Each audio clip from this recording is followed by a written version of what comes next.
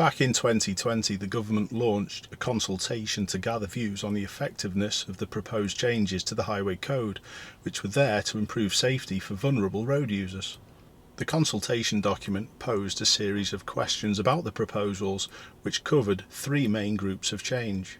Introducing a hierarchy of road users to ensure those who can do the greatest harm have the greatest responsibility to reduce danger or threat they may pose to others. Clarifying existing rules on pedestrian priority on pavements, and that drivers and riders should give way to pedestrians crossing or waiting to cross the road. Establishing guidance on safe passing distances and speeds when overtaking cyclists or horse riders, and ensuring they have priority at junctions when travelling straight ahead. The consultation period ran for 12 weeks, closing at the end of October 2020, and most of the feedback was positive for the changes. It generated over 21,000 responses from a range of respondents, including government, public and business. This is the first of 3 videos detailing these changes, where I'm going to try and explain what happens at the moment and the difference with what's being considered. I'll also look at the pros and cons of each of the main groups.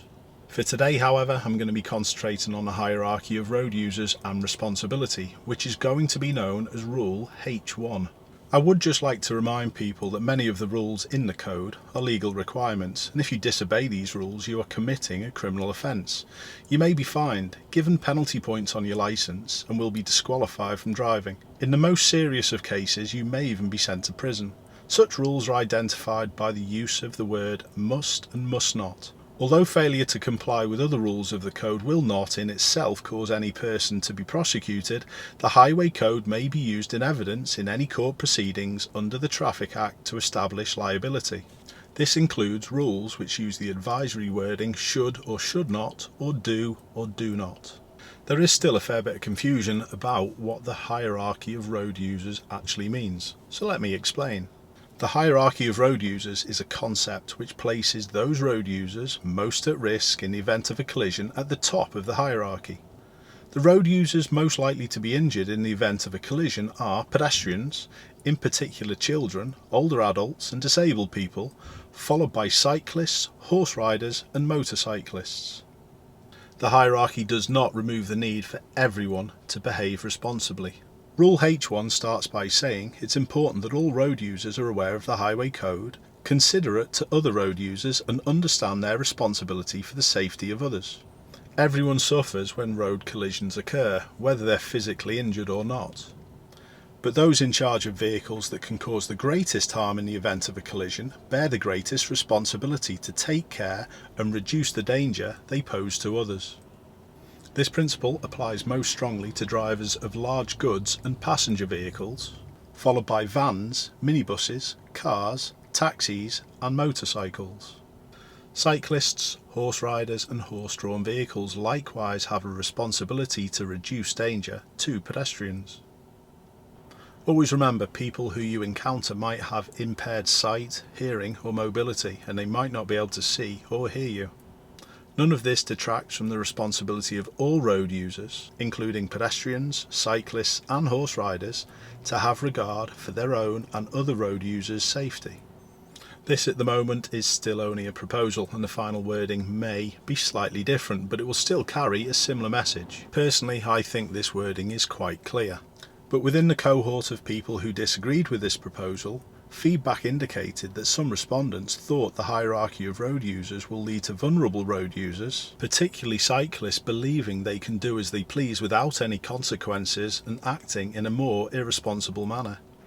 I don't see things in this way because I understand it's always a small percentage who give the larger group a bad name.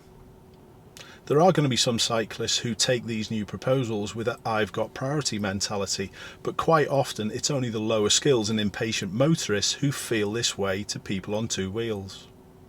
Interestingly though, on my channel I've had some concerns raised by cyclists and motorists that pedestrians are going to be walking out with very little care. I'll deal with this matter on the next instalment in a lot more detail, but if you can't check your left mirror for a cyclist approaching from behind when you're turning left, or if you can't spot a pedestrian that's probably going to walk across the road, the likelihood is you're probably not good or skilled enough yourself. There were also many concerns raised, particularly from road haulage and freight companies, that larger vehicles would automatically be held liable in the event of a road collision with a road user higher in the hierarchy. When people or groups of road users start talking about liability, for me it's a little bit of a cop-out. If you raise your standards, the talk of liability becomes less relevant. But now I know exactly what it takes to drive a lorry. As I have my licence, I can foresee many collisions between lorries and people on two wheels who put themselves in exactly the wrong place at the wrong time, yet the lorry driver will still be blamed, without being able to have done anything different. What I do think is nice that one of the rules, 204 to be precise, mentions learner and inexperienced drivers in the most at risk category. Now, I'm not going to hold my breath because I don't expect everyone to be treating learner drivers any better anytime soon. And on that note, I don't think these amendments will affect me in the slightest. I always try and do my best to look after all road users, and I don't rely on other people to keep me safe. I just wish that they would put that mindset as a must in the proposed changes, because in my opinion that would have a big positive effect on road safety. Let me know what you think.